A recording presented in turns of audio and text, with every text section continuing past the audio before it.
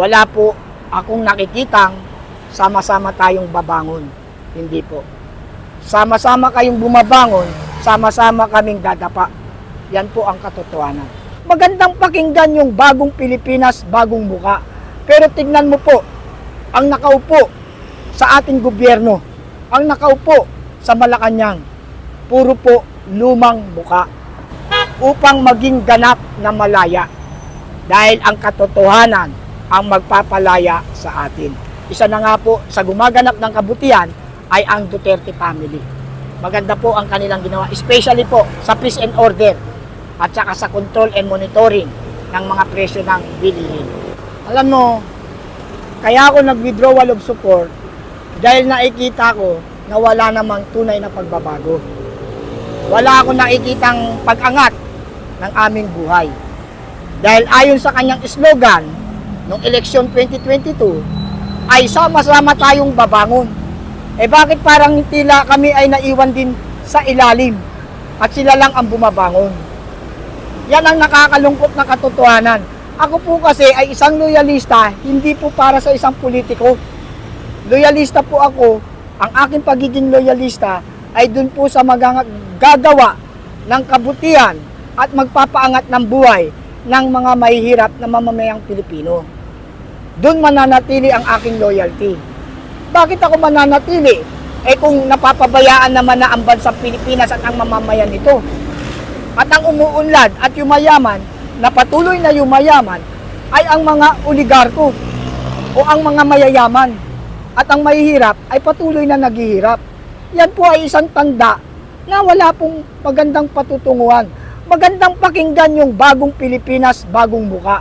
Pero tignan mo po, ang nakaupo sa ating gobyerno, ang nakaupo sa Malacanang, puro po lumang muka. Nasaan po ang kanilang slogan na bagong muka, bagong Pilipinas? Nasaan yan? Eh isang po ay isang malaking kasinungalingan. Kaya ako po ay nag-goodbye. Kasi nga po, wala naman pong pagbabago eh. Masakit tanggapin. Isa akong dating Marcos loyalist na ngayon ay nagising sa katotohanan na walang patutunguhan ng ating bansa kung puro luma pa rin ang nakatalaga dyan. Ang masaklap pa nga eh, dinigma namin nung panahon namin, dinigma namin ang mga dilawan sa social media. Kinalaban namin ang mga dilawan at ipinagtanggol namin ang mga Marcos.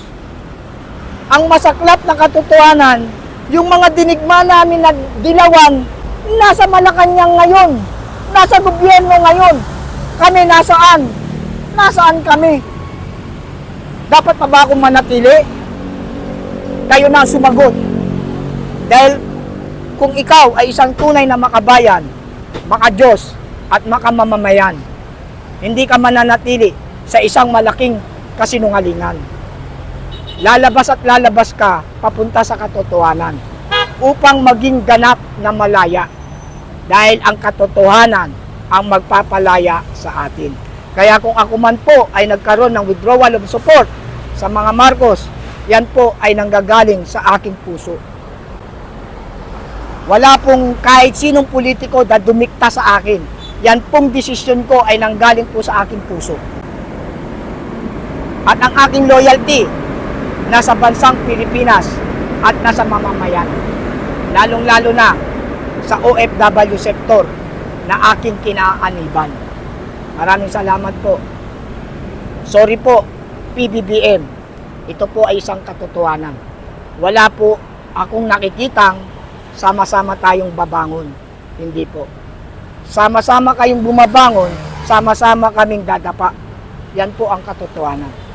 Sorry to say, God bless Philippines. Ito sir, mensahe nyo lang sa mga kapwa nyo realista. Kasi kayo nag-withdrawal. Maganda, maganda. Sa mga kapwa ko loyalista, hindi ko babanggitin ang mga pangalan nyo.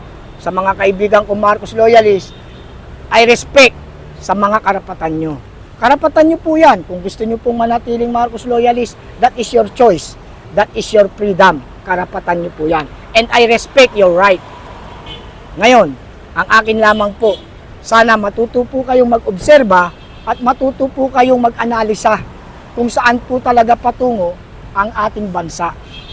Hindi po tayo dapat na mananatili sa isang kasinungalingan na habang tayo nagsisinungaling o habang tayo nananatili sa isang lugar, patuloy naman po tayong lumulubog. Yan po ay isang malaking katotohanan. Kaya nasa inyo po ang talagang desisyon.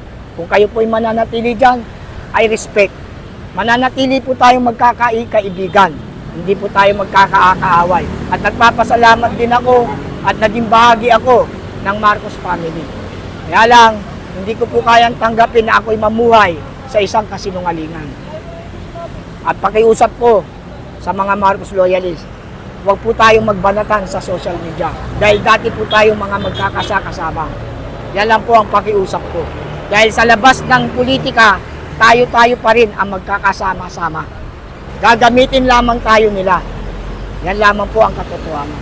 Pero para po sa akin, kung sinong politiko ang gumagawa ng kabutihan para sa bansa at mamamayan, nandoon po ang aking loyalty.